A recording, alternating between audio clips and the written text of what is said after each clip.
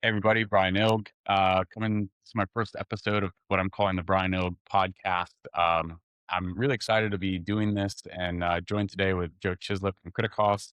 And we're going to be talking about some really interesting topics, mainly around how people make choices and decisions. And I'm going to let Joe introduce himself and what his business is about.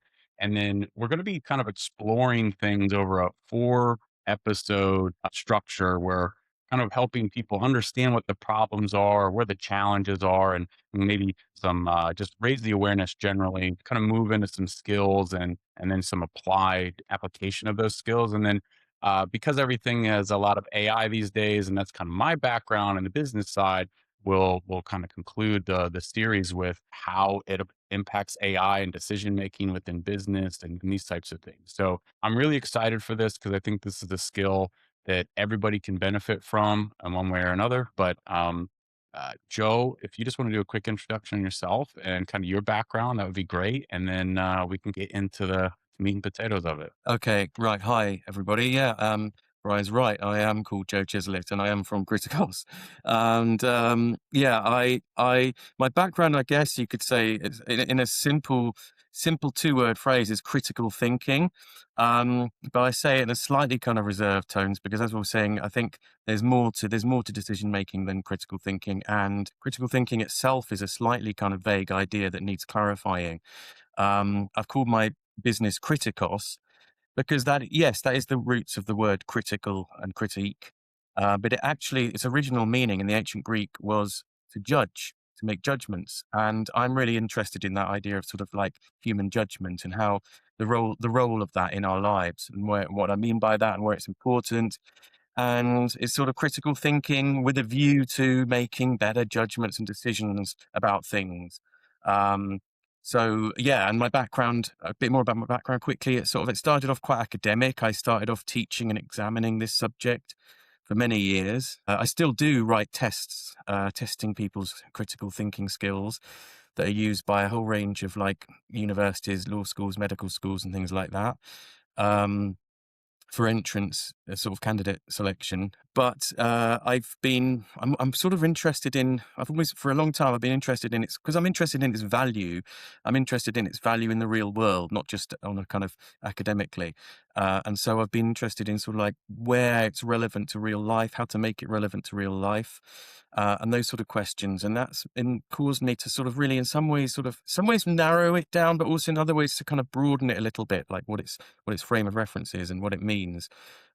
So my thing now is, I still sort of run these tests, but I work with businesses and organizations and people in the real world, Yeah. looking at the kind of thinking skills that they use and how they can maybe sharpen them up in places. Yeah. So that's me. Well, I'm excited to dive into that fully, and just a little background on how me and Joe met. LinkedIn, saw some comments about what he was working on, and I just reached out and said, "I think what you're doing is really interesting and important." I've done a lot of reading and different decision making books to become a better business leader and to just be a better manager, and it's helped me in my career. So I have a hard time teaching people how to do stuff, but I know what has helped me grow. So finding Joe and what he does and how he's helping people already today and his academic background and the workshops and things that he does, just it's so important, I think, in this moment in time that, I think critical thinking, decision making, just kind of, I'm going to say it's under attack, mainly with AI, but then also kind of seeing things play out in the world. There's some challenges there. So Mhm. I'm excited that hopefully get your message and what you do out to more people because I think if people are making better decisions or weighing out how information's brought to them in a way that helps them make the responsible or the better choice, ultimately that arrives in better outcomes on the aggregate. That's kind of how I look at things, right? So, Mhm. I know one thing we've talked about in our time just chatting offline is like thinking in bets and, kind of weighing all those decisions. So, anyways, I'll kind of dive into the core problem, and I will say that this is something that we've kind of debated back and forth. So I'm going to set it up as best I can, and this is going to be a conversation. So where kind of I see the problem and kind of where my perspective is I think there's a lot of information out there today, Joe, that is produced by people, produced by AI. It's coming in all these different directions, and it's difficult to even know sometimes what is real or not. And that creates a lot of challenges just making decisions generally in life these days. Like, what can you trust? I think critical thinking is this skill that gets brought up a lot. But I know your perspective is that it's not the only skill, Mhm. and there's a lot more to it than just being able to evaluate a data point and make a, binary decision, because there's a lot more to it. So I'll kick it over to you. Yeah, I mean, I've got to be careful here. I don't talk for too long because I've got so much to All say. right, I'll put a timer But on yeah, 2 minutes. Go. okay.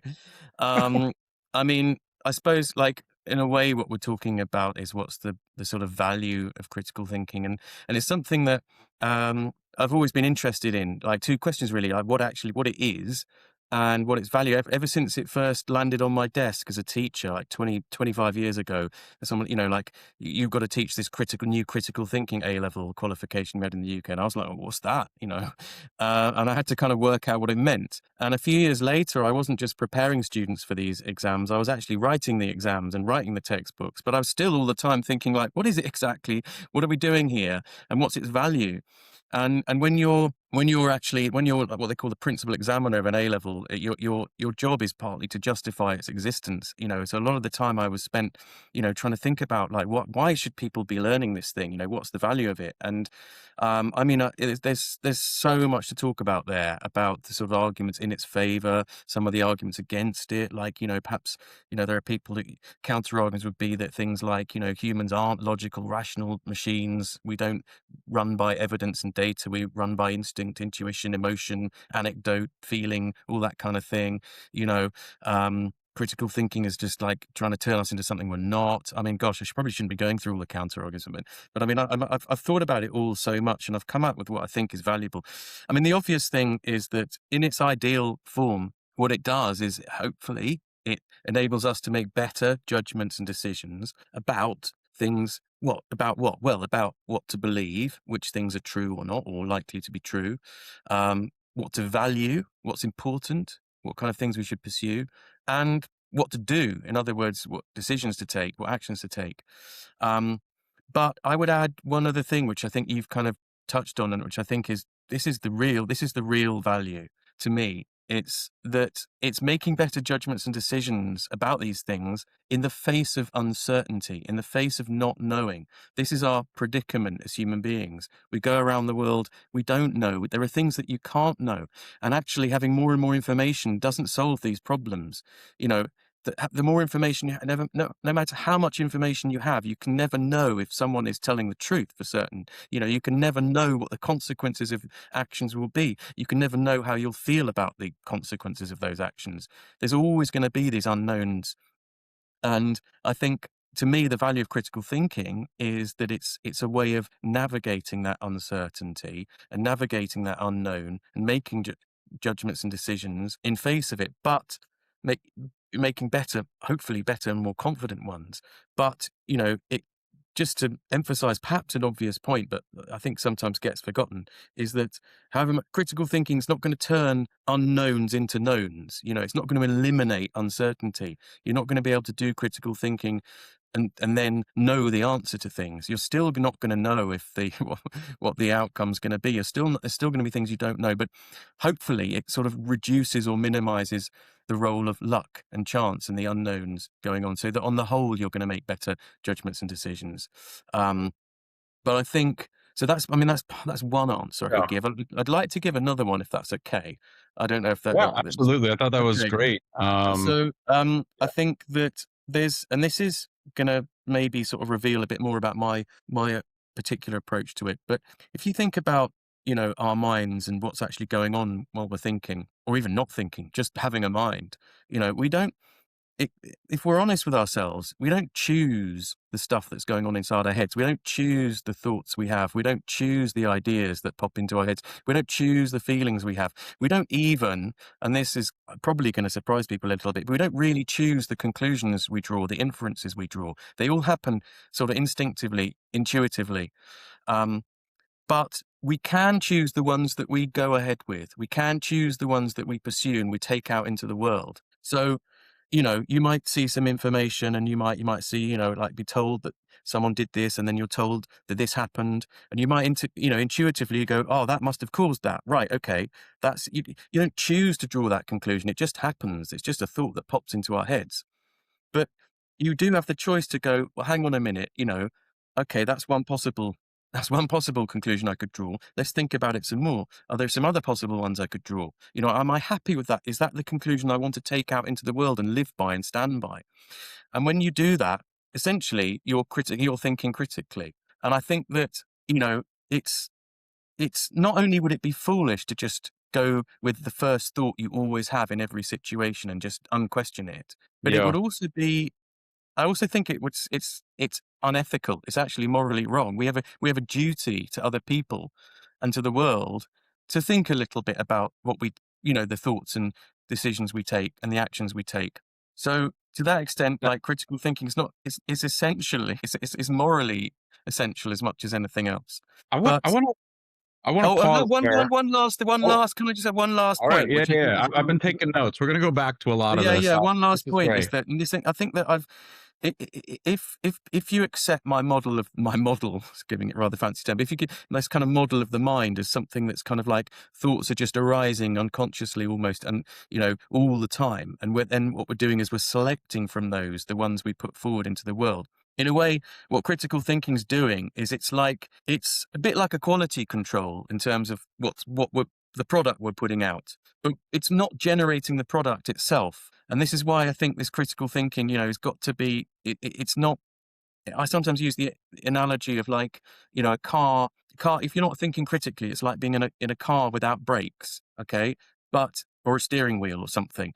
But if you, it- the- it's not the engine, it's not what making the car move. And critical thinking is going to help us select from the ideas that we have, the thoughts we have, the conclusions we draw, but it's not going to generate them in the first place. It's not going to give us those ideas, thoughts, and conclusions.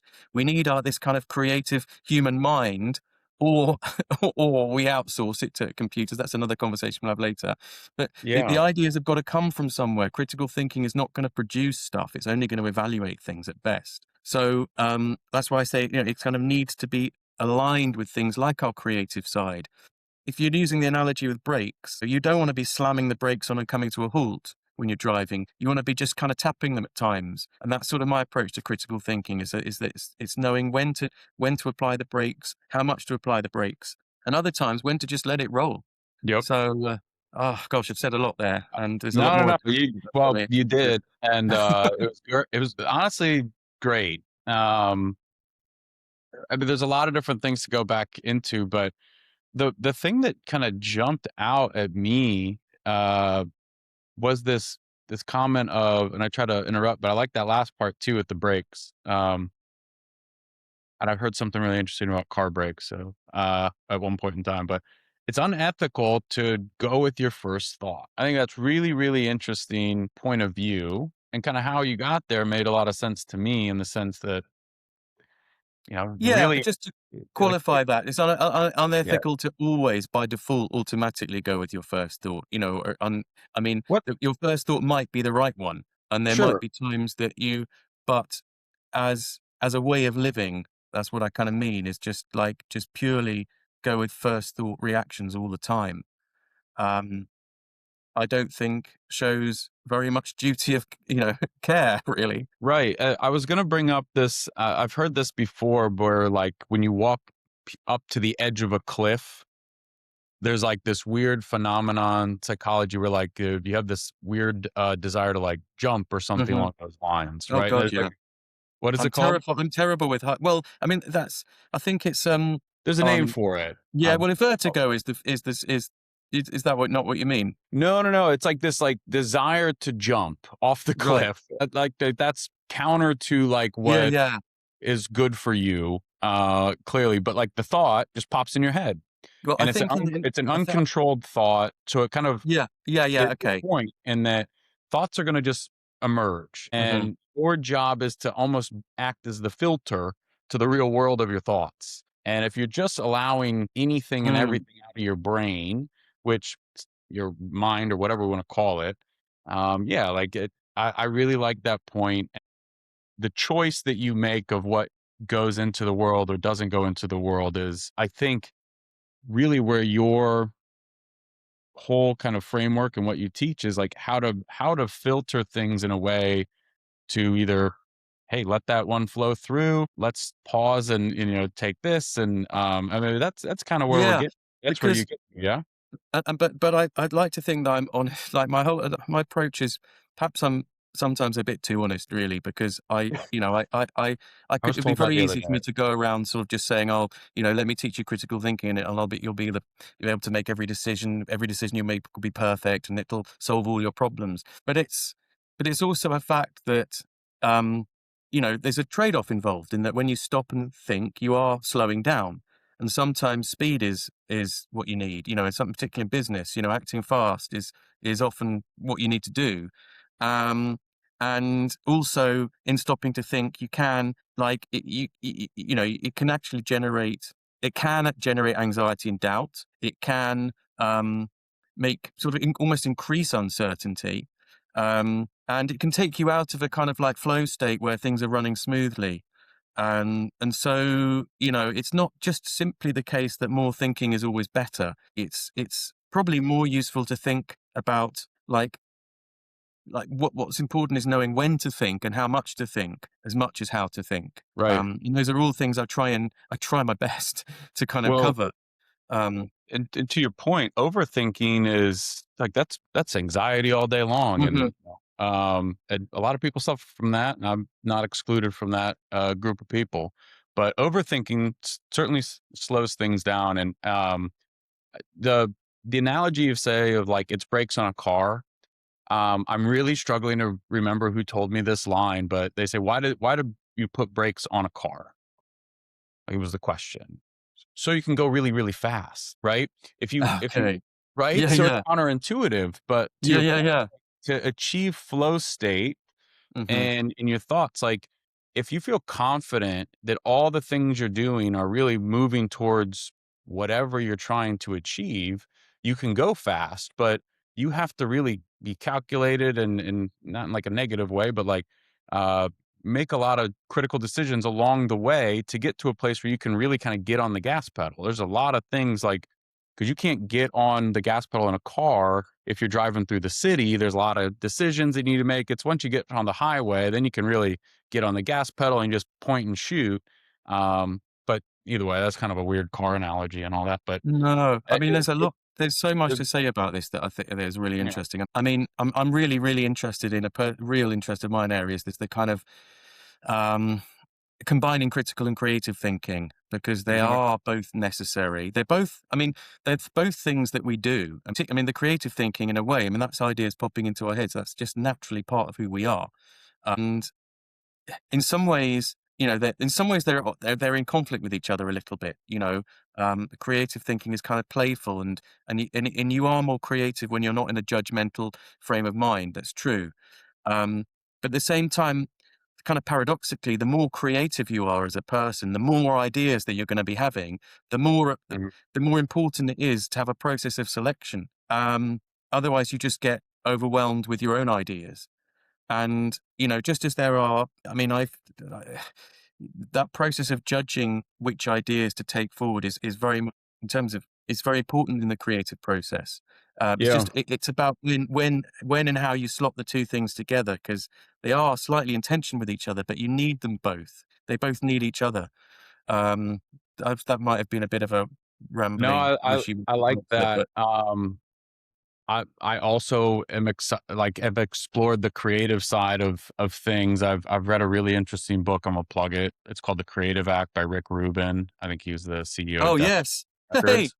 Dude's amazing. it's actually on my desk at the moment. Yeah, like I think that book, uh, I read it on a vacation a couple years ago at the beach, and it really just kind of opened up my eyes to, the creative process generally. But to your point of, because I think I have kind of people tell me I have a lot of ideas, right? Oh, you're the idea guy, Brian. Because I think about all the different ways in which we could improve things, do it better. And then it kind of just like all feels like a bunch of nonsense because nothing can happen. Like I get stuck in that loop. So that's why I've taken and started to invest into decision making resources because I feel like I want to be able to move forward in a direction. And that is a difficult task for me. So what's really great is you've been able to allow me to kind of go through some of your courses and see some of the skills and stuff that you teach. And you mentioned judgment a little bit ago, but I know that's one of the key things that we've talked about, and there's a whole lot more. But I think that's kind of the next. How do we want to say it? That's just a skill that helped me, once I figured out how to weigh out options, move forward with a choice. And I know kind of in the consulting salesy world, that's really difficult for a lot of business leaders and stuff like that. And, at home, like, where do we go? And what are we trying to do as in a relationship? Like, those are challenges that people run into day in and day out. Kind of how do we move forward or move in a direction generally? So I know that's something we're going to talk about on a next Mm. episode, but plug it there for you. So I don't know where you want to take that. Um, yeah, it's difficult. Not it's difficult. That's like that's a bit of a tempter for me to start talking about that. But All right. maybe Well, perhaps I suppose I'd just say that um, oh no, it's too big a thing to. I think it's. I don't think I can do a soundbite on that one. no, that's fine. Well, And I can give a soundbite actually. I've got plenty of sound bites. I'll give you a okay. soundbite on it. One of my little mottos is the more you see things are a matter of judgment, the less judgmental you become. Hmm. And that's just a nice little thought because I think people are slightly wary of the word judgment Yep. and being because it's associated with being judgy or judging people, and I think what people really mean there is being judgmental, which is when you're sort of saying that what someone is doing or saying is kind of wrong. Um, but you're more inclined to think like that if you see the world in absolutes.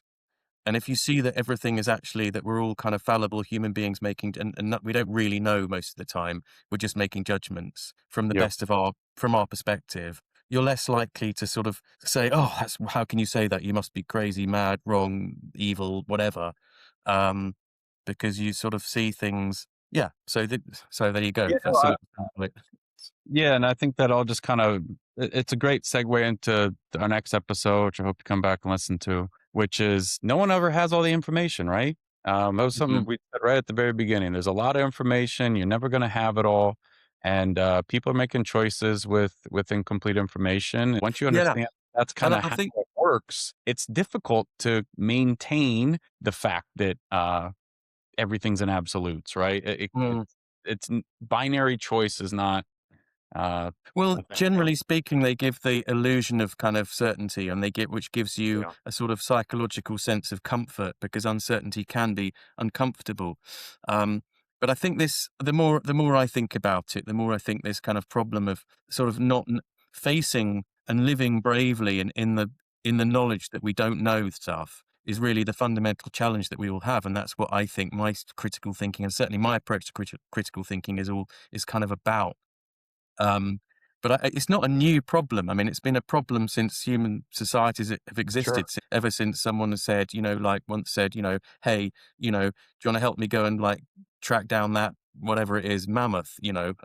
And if you do, I promise you a share of it. Yeah. And so, well, how do I know if they're telling the truth or not? You don't know, and you don't know what the outcome's going to be. So like it's not these are problems that are not necessarily new. They're as old as time, but I think it's probably fair to say that they are amplified at the moment because more information is just in a way if all information is inherently uncertain in some ways, then having more information isn't giving you more certainty, it's actually giving you more uncertainty in a way. Yeah. And certainly the fact that information is kind of coming to us in different ways through kind of even, it's sort of being put together. Often we're getting information from machines that don't have a sense of whether or not something's true or false or right or wrong. Um, that adds into kind of another layer of uncertainty. Or we don't know if it's come from a human or not. We don't know if it's come from a Right. human. And there are kind of new, there's sort of, there are new uncertainties sort of like almost layering up. So it's not a new problem, but it's maybe getting harder and tougher. I think you nailed it with it's amplified. It just seems like everything is very high stakes right now in the world. There's a lot of tension and the weapons that we have Yeah. are bigger and more lethal than ever Hmm. before and it's scary stuff out there. I have unfortunately I think a little more insight on how AI is being used in like military cases because of the stuff that Babel works on. But I try not to get involved in that because like I said, I have little anxieties. This is why I think it's so important that people really understand uh, or really develop a skill that helps make better decisions. And this is a not an individualistic thing. We need collective better decision making to ultimately get into better places. So with that, I will do the thing and say like, subscribe, and follow along and share the podcast so you can learn more about what Joe does and kind of continue the conversation. Next episode, we're going to really dive into what is judgment and kind of how we weigh trade-offs and kind of how we evaluate that information. It's a really great skill and part of what Joe teaches in his coursework at Kritikos. With that, Joe, I appreciate the time today, and we'll look forward to the next episode.